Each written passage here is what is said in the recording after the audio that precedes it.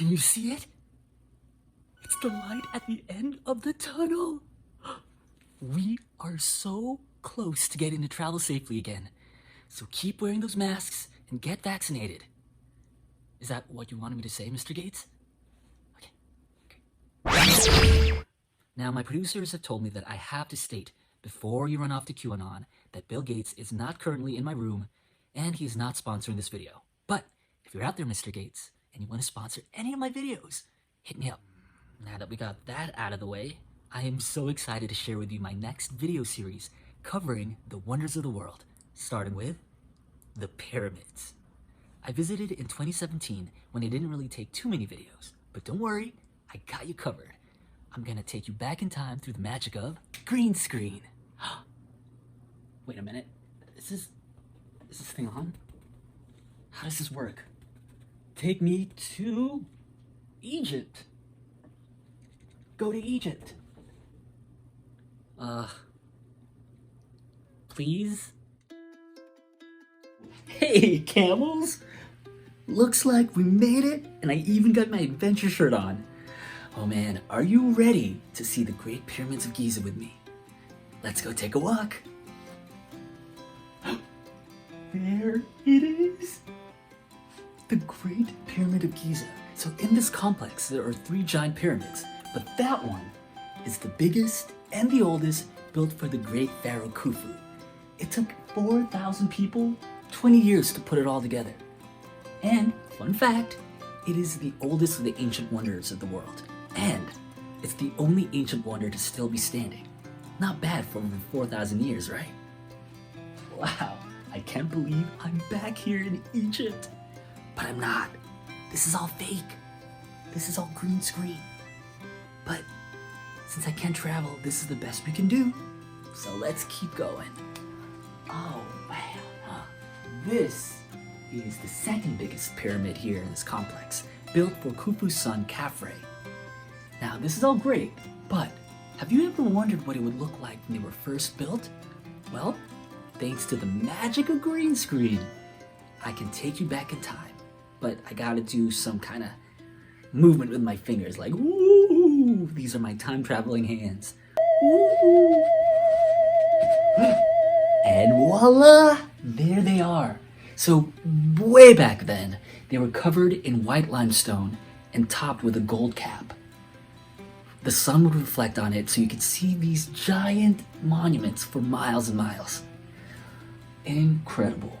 And another fun fact, the Great Pyramid of Giza was the tallest man-made structure in the world for 3,800 years, until the Lincoln Cathedral was built in England in 1300.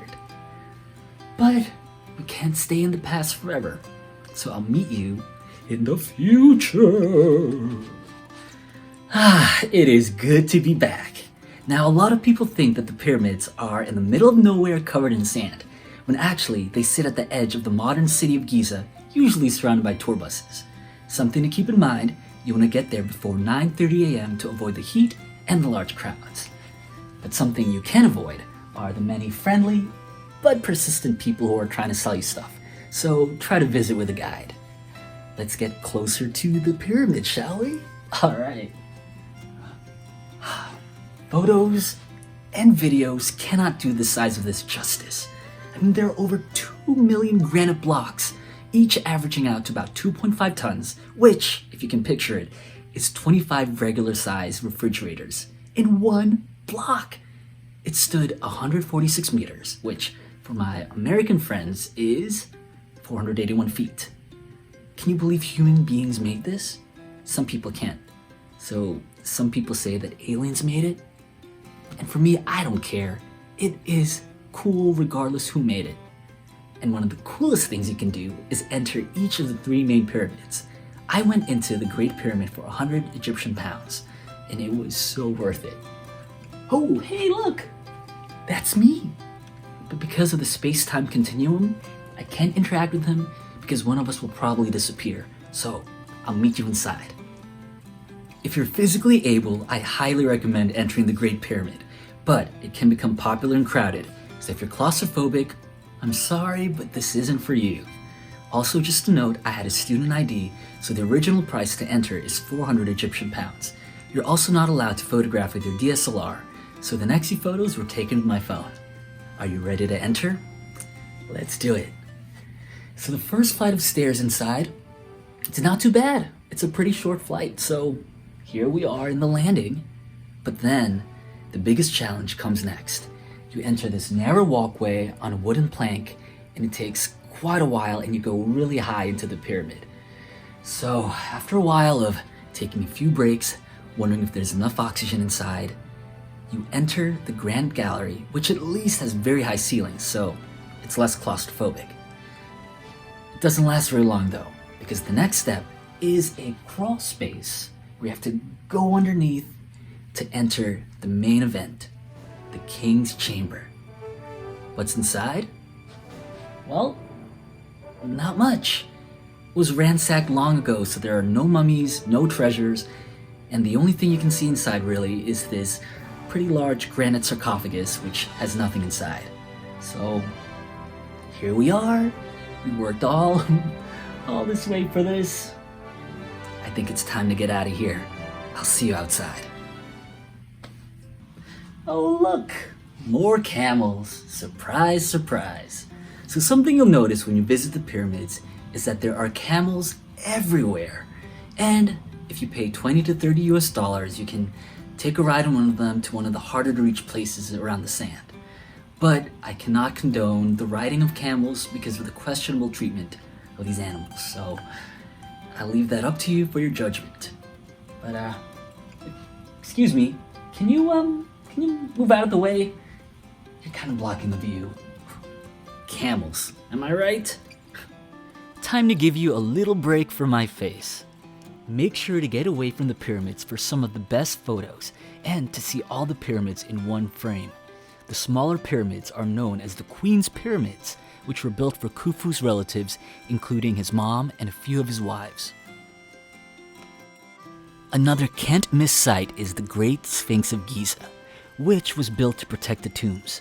It was built around the same time as the second pyramid for Khafre. The Great Sphinx faces the east, so the best photo op would be in the morning. Also, don't forget to get that famous photo of you kissing the Sphinx. Nice try. Each night, the pyramids have a sound and light show where they project visuals and different colored lights onto the pyramids themselves.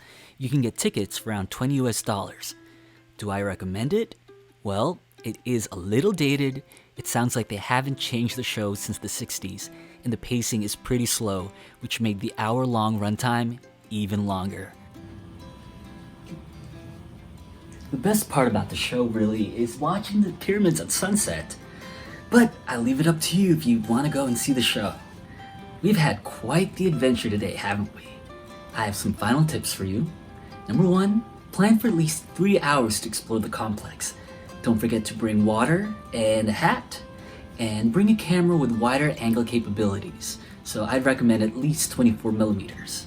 Also, bring lots of small bills so that you can tip people along the way, because you will inevitably have to tip somebody when you're visiting. And finally, don't bring too many things because you'll be walking around a lot. And there we have it. 1 wonder down, 7 more to go. Please don't forget to hit that subscribe button, send me a compliment, maybe give me a thumbs up. I don't know, it's all up to you. I'm Justin Barvin. Stay boundless and stay tuned for more wonders of the world.